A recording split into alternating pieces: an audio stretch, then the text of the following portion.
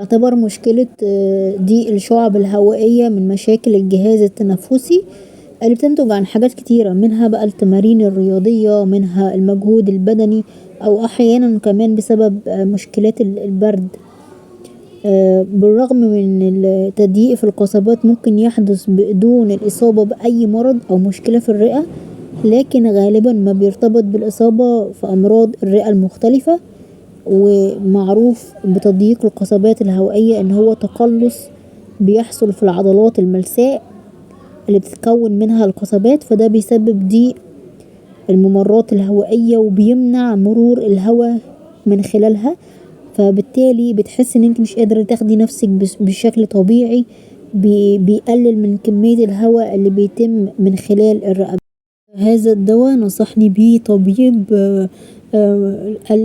معروف عنه ان هو شراب ليه تأثير مضاد للحساسية، موسع للقصبات وطارد للبلغم، بالإضافة ان هو تأثير مهدئ على الشعب الهوائية.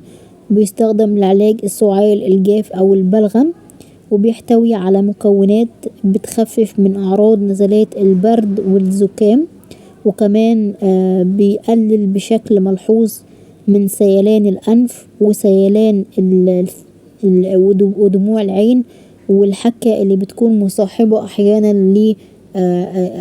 للبرد.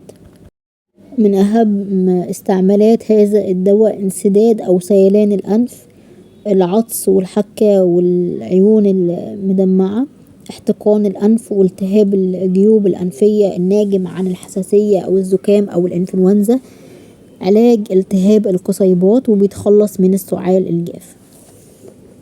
وللحفاظ على الجهاز التنفسي وتجنب مشاكل الشعب الهوائية نتجنب المهيجات اللي ممكن تقيد الشعب الهوائية، نتأكد من ارتداء الأوشحة وقناع الوجه في الطقس البارد، نحاول نتبع نظام غذائي صحي قليل الملح، وينصح مرضى انقباض مجرى الهواء بتناول الأطعمة اللي بتحتوي على أحماض أوميجا 3 الدهنية الموجودة بقى ببعض الأكلات، أشهرها الأسماك الدهنية. بالإضافة إلى مهم جدا نهتم بتناول الخضروات والفواكه، خاصة الثمار الغنية بفيتامين سي زي البرتقال واليوسفي وعصير الليمون وغيرها من الأكلات.